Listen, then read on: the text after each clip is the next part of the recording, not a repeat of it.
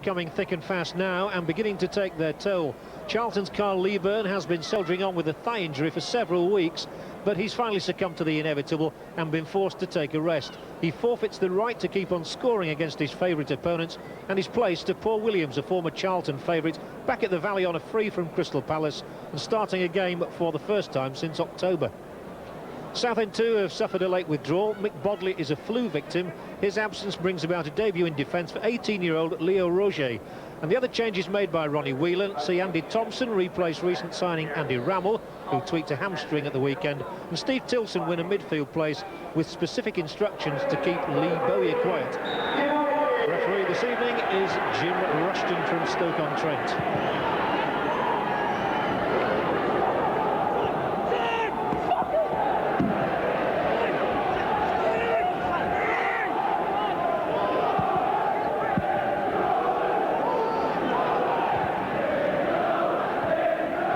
Straight away by Rufus. And then Roget, with his first touch in league football, pumps the ball high up there onto the head of Boere.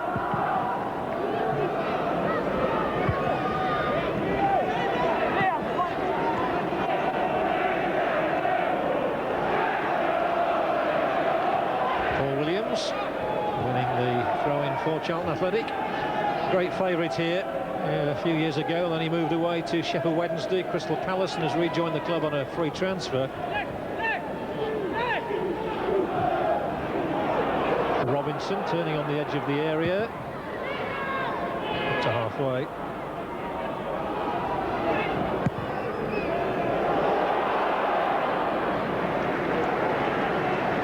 Straight through to Simon Royce. And there's the former Liverpool and Republic of Ireland international, a man who was touted for the job relinquished by Jack Charlton recently.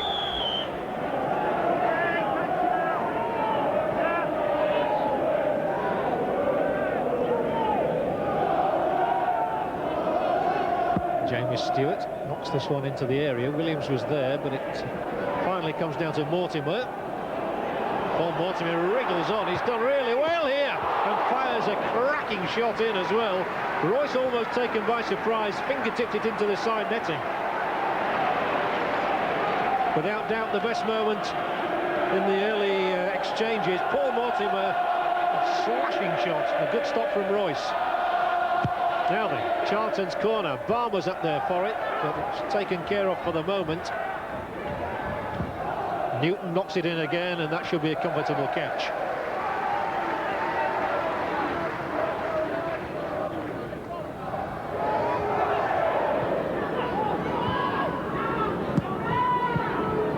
Now there's a bit of room.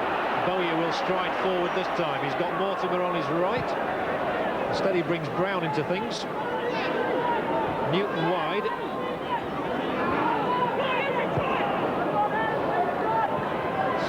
Just found Grant, and he's played a lovely ball in here for Newton and hooked out for the corner by Dublin. It seemed as though Charlton had taken much too long in building that move. But it's a lovely ball here from Kim Grant, showing good awareness and good pace from Dublin as well. Charlton's corner kick.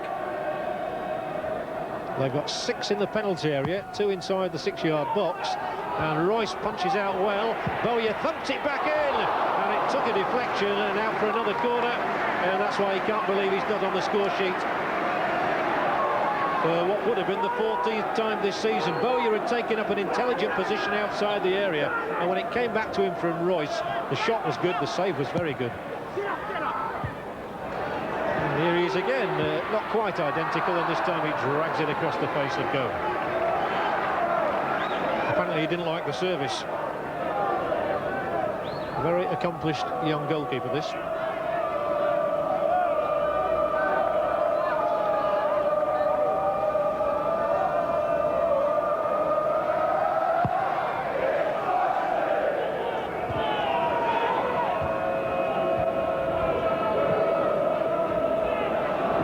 Balmer, and it was charged down there.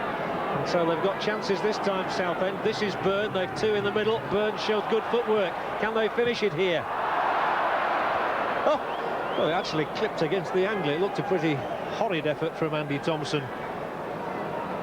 But the keeper had all the time in the world to see this one clip the crossbar. Would have been embarrassing had it gone in. I think it was the front of it. Let's have a look. It's side of the boot. It's on the back stanchion. Robinson takes it on. Stuart's down the left. And that's where it goes. 5 in the middle. They've plenty of bodies in here, Charlton. It just eluded Bowyer. To be picked up again, however. Oh, but they make a mess of it once more. And a free kick's awarded against Dublin, which he can't believe. And he's certainly the aggrieved party there, Keith Dublin.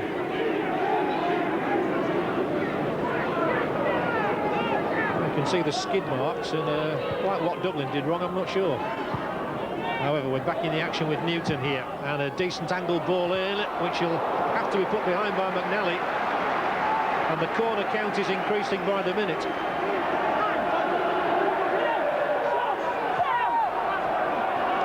Bowyer takes up an intelligent position, floats it in off the inside of the upright, and disappointment for Balmer there. Disappointment for Charlton as a whole. It had really caught Southend asleep, just momentarily. And that's all it does take.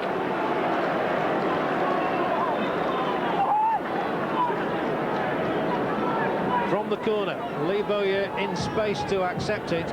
Over it comes, Bowyer's flick header off the inside of the upright and away to safety.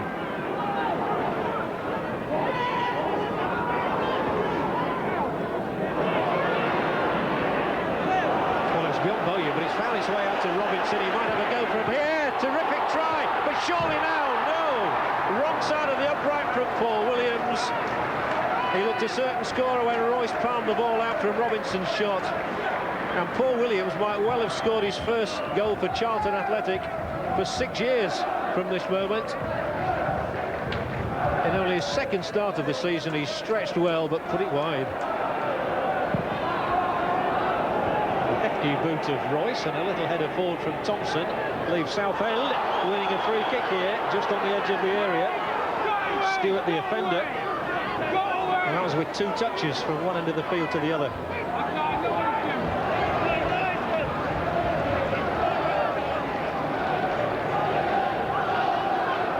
Southend's turn to seek a breakthrough here. McNally's gone up to supplement the attack. And drilled in, and surely a goal! Dublin the scorer. And Charlton's defence caught all asunder. They were all over the place, and it seemed as though any one of half a dozen Southend players might score. It's a perfect free kick, knocked in by Byrne, and a straightforward header from Keith Dublin.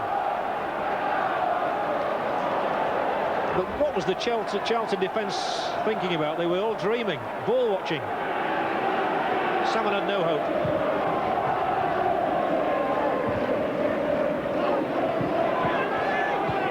Southend's job now to close down. They'll be happy to get to the interval with the goal lead they've forged for themselves. Grant with the cross, out by Roget. And if Charlton could score, it would be about the right scoreline at half-time for the balance of play. 4 minutes to go. Dublin's job is to defend against this now, and it's Charlton's turn to find bodies in there, and the ball twisting around all over the place, and finally out for the goal kick. I think the final header was from Paul Williams. Brown showing good awareness and good pace from Dublin as well. Charlton's corner kick. They've got 6 in the penalty area, 2 inside the 6-yard box. And Royce punches out well. Bowyer thumped it back in, and it took a deflection and out for another corner. And that's why he can't believe he's not on the score sheet for what would have been the 14th time this season. Bowyer had taken up an intelligent position outside the area, and when it came back to him from Royce, the shot was good, the save was very good. And here he is is again not quite identical, and this time he drags it across the face of goal. Apparently he didn't like the service. Very accomplished young goalkeeper, this.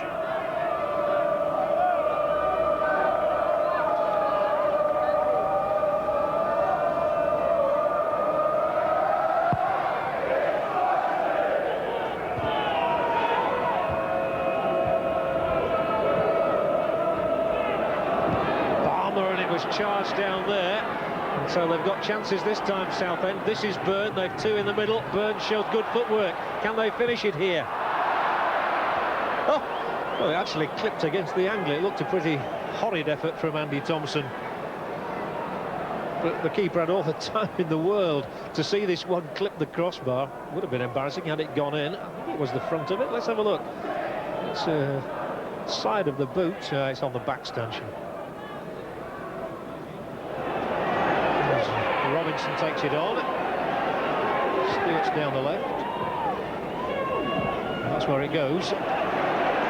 Five in the middle. They've plenty of bodies in here, Charlton. It just eluded Bowyer. To be picked up again, however. Oh, but they'll make a mess of it once more. And a free kick's awarded against Dublin, which he can't believe.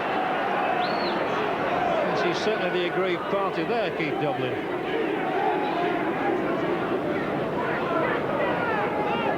You can see the skid marks, and quite what Dublin did wrong, I'm not sure. However, we're back in the action with Newton here, and a decent angled ball in, which will have to be put behind by McNally, and the corner count is increasing by the minute.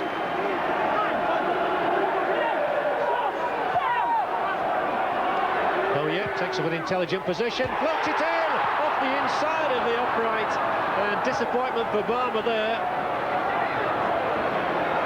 Disappointment for Charlton as a whole. It had really caught Southend asleep, just momentarily. That's all it does take.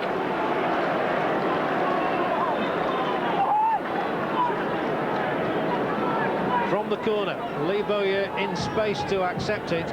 Over it comes, Bowyer's flick header off the inside of the upright and away to safety.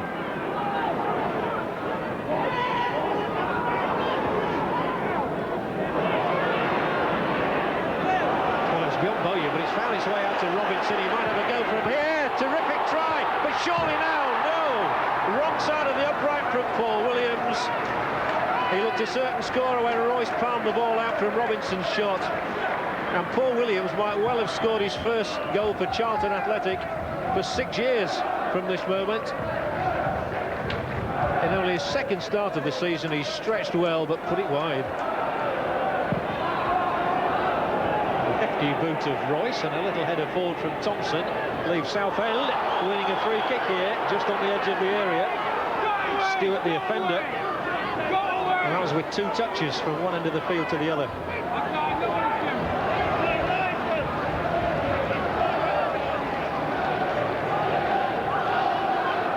Southend's turn to seek a breakthrough here. McNally's gone up to supplement the attack, and drilled in, and surely a goal. Dublin the scorer, and Charlton's defence caught all asunder. They were all over the place, and it seemed as though any one of half a dozen Southend players might score. It's a perfect free kick, knocked in by Byrne, and a straightforward header from Keith Dublin. But what was the Charlton defence thinking about? They were all dreaming, ball watching. Salmon had no hope.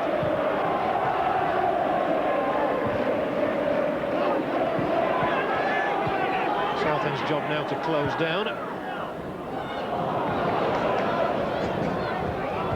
They'll be happy to get to the interval with the goal lead they've forged for themselves. Grant with the cross, out by Roget. And if Charlton could score, it would be about the right scoreline at half-time for the balance of play. 4 minutes to go. Dublin's job is to defend against this now, and it's Charlton's turn to find bodies in there, and the ball twisting around all over the place.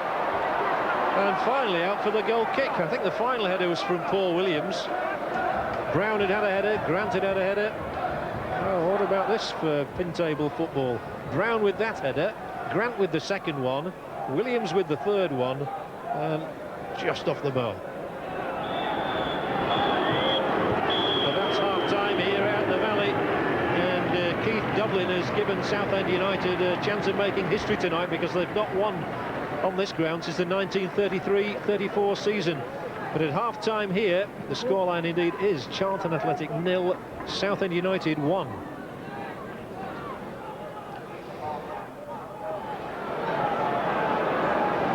Robson starts the second half for Charlton Athletic. Alan Kirbishley has been saying that he's thinking of bringing some new faces to the club. He'd like to sign at least a couple this week. And the introduction of Robson for the second half shows that he's going to try and change things around. Well, it's the captain Balmer who's gone off, so we can only assume that he's got an injury. Brown has gone to centre half, Newton to right back.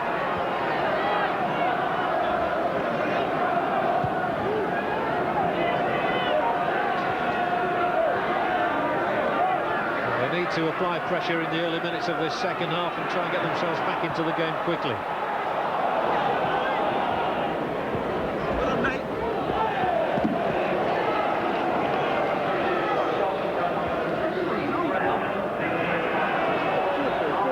Alan Kirbishley and Les Reed there. Kirbishley very proud of the record that Charlton have here at the Valley this season, but he does feel as though the odd fresh face is needed on the run, and if Charlton are to finish in the top two.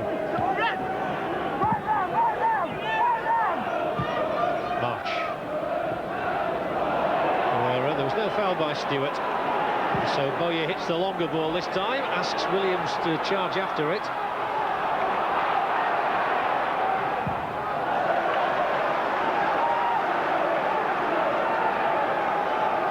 Paul Williams, who's had a rather couple of nondescript seasons really, having left Sheffield Wednesday, never really established himself. Mortimer charges this down, gets into the area too here. Mortimer, he's stretched well twice, they appealed for a handball. Mr. Rushton must have had a good view of that. Mortimer remonstrates with the referee, but he'll get nothing out of him. Roget shows himself to be a good talker. Let's have a closer look at this. It was underneath the arm of Roget, really. I don't think he could have done much about that. He almost fell on the ball. Still an unnerving moment for an 18-year-old making his debut. He's one of the top teams in the division too. Away goes Hales this time, and Newton's pace gets him out of trouble.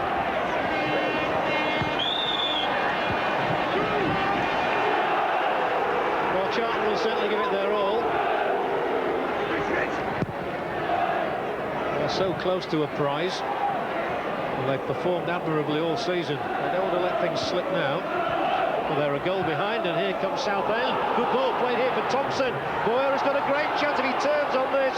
Oh, he took a little bit long, and now the second goal is driven in by Tilson.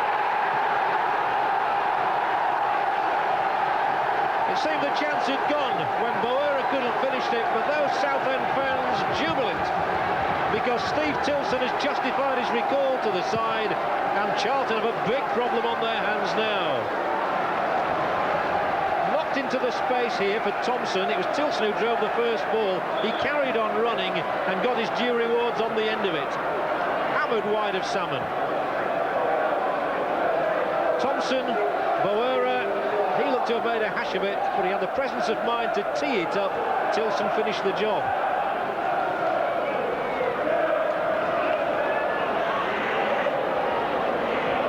Well, if Charlton come back from this, they'll do well. Oh, and a hapless mistake there by Brown. It might let them in for another one. He's getting them into trouble, and Hales punishes that mistake with goal number 3. Calamity for Brown. 2 in 2 minutes for Southend United, and the game has really been turned upside down. They can't believe it. Southend haven't scored 2 goals in an away game since the 4th of November up to tonight. But they've got 2 in 2 minutes here.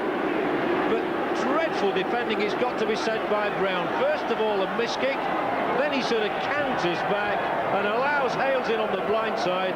Didn't he finish well, though? So Julian Hales, the man who got a hat-trick this season at Leicester and has had only one other goal all season, suddenly poaches a third for Southend. And Charlton, the form team, are in dire trouble.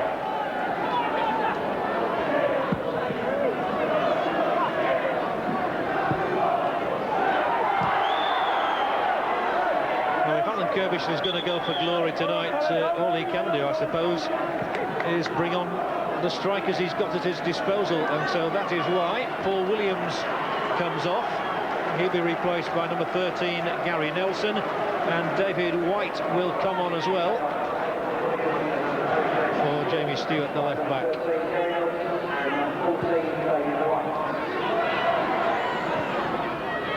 And Bowyer will try and get them one here. Pulls it wide.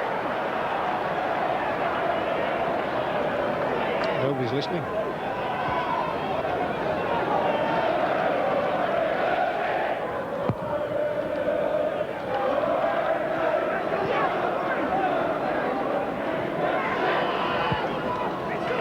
Nelson. Well, there are two of them here to take on Roget, but he gets between them. It's David Whyte, who's only had a couple of goals this season, last season's top scorer with 21. Had a pelvic problem. Nelson tries to get on the outside of Tilson there. Only want to throw in. Gary Nelson, one of the veteran strikers in the Football League at 35. It was all a bit too clever, but now Nelson, and there are men in the middle, if he can find just one of them. And again, it's Dublin who gets it away. Charlton had so many bodies in there then, they just couldn't find anybody in a red shirt, and now they're offside. And three of them were, I think.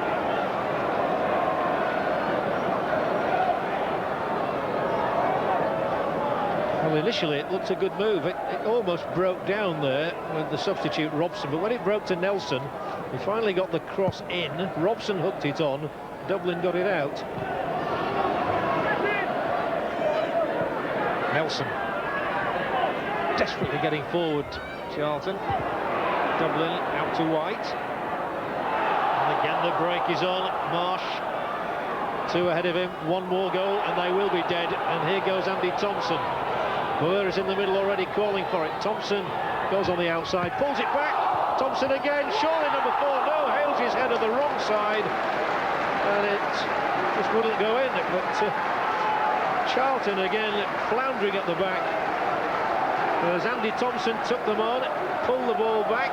Boere couldn't get in. Thomson the second time, Hales the header wide. Oh, one last tilt maybe for Charlton. It's Kim Grant, he's met by McNally. Held it up well, now it's Bowyer. Two men out on the right, this is Newton.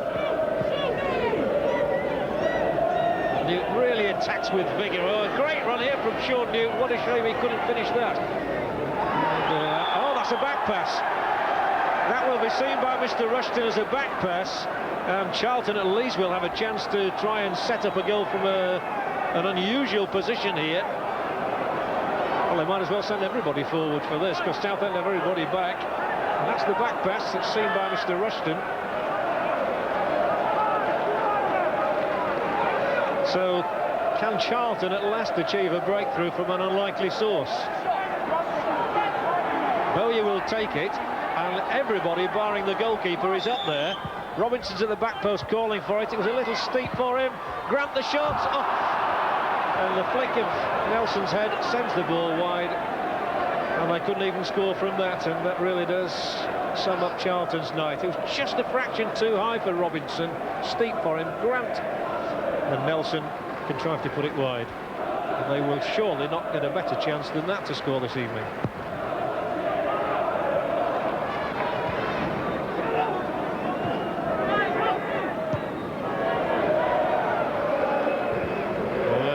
To the path of Byrne, who tries his luck from distance, and why not?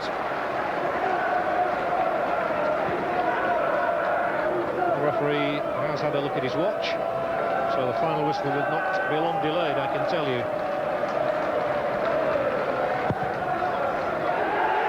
It's a major setback for Charlton's promotion aspirations. And a terrific result for Southend United. Only the third team to win here in the league this season. Keith Dublin set them on their way with a first half header when he was unmarked. And Alton Kirbishley's side conceded 2 in 2 minutes early in the second half to Steve Tilson and Julian Hales.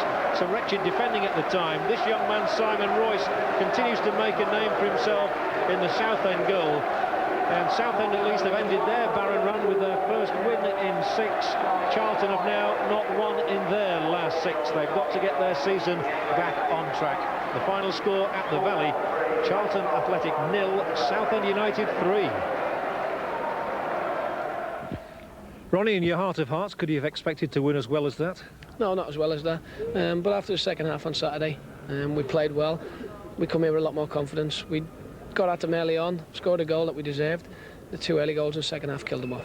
We were so naive at our defending tonight. It was unbelievable, and we've got to get ourselves back in shape. You know, I just said to them before tonight, you had the 2nd best defensive record in the league, 5th best goal scoring record in the league, and it was as if you had never trained together, played together. Some of the things you've done tonight. But we're going to have to bounce back. We've got a local derby on Saturday, and I'm sure they're going to have to bounce back, and I'm sure they will. 3rd defeat in a week for Charlton, 3-0, pretty decisive, Ian. You watched the whole game. Was there any element of bad luck in that defeat for Charlton? Well, I wouldn't say bad luck, bad finishing, I think. They had the bulk of the play in the first half, Bob, and, you know, they almost scored a few times in this particular effort here.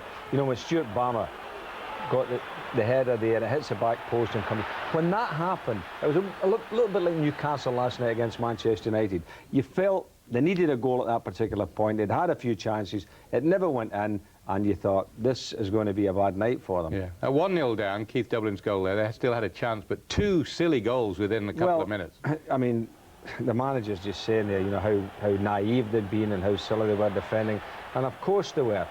I have to say, you've got to give a bit of credit to Steve Tilson here, because when the ball comes back to him, if you look at it, he just picked his spot there, didn't he? You know, he didn't blast it, he just said, there you are, tucked it away in the corner, and I thought that was nice. But Good you have finish, to say, yeah. What about the centre-half jumping over the ball? Yeah, strange. The centre-half jumped over the ball, didn't he? But this is really dreadful, isn't it? And to come as soon after that second goal. Well, I mean, Brown just made a terrible mess of the whole thing. The missed kick there. They shouldn't have scored even. Well, he could have got himself out of jail by just humping the ball away or pass it back to the goalkeeper. And then the goalkeeper, Bob, he's a good yard too far to the left, and you know, he gave the fella the space at the near post. 6 games since Charlton won. Too many tough games in a short period of time? Well, I think that the teams who have a good cup run, FA Cup run, get caught up in that. And I think there is a reaction. And, you know, the NZL League teams who have a good cup run, I think that they find that when they go back to the league, there is this reaction. And I think they're suffering that at the moment, Charlie. And it won't be easy on Saturday either. Well, they've got Millwall, haven't they? Yeah. And it certainly won't be easy. But when you look at the table, I mean, they're still in a very, very good position. Yeah, great victory for Southend, without any doubt. You know, having a little bit of a down spell at the moment, but, I mean, they're looking good for a playoff place. And you have to think also Southend are there. But if you come down, there's Millwall, you know, who are 11th. They've played more games than some of the rest, so probably they're a little bit of a disadvantage. And we've seen Birmingham tonight, Ian. Now, if you look at it with Birmingham with their games in hand, if they won those 2 games in hand, it'd put them up about 6th, wouldn't it? Well, that bombs him right up, of course. Yeah, they go up then along with Crystal Palace. Yeah. So as it was saying, I said at the beginning...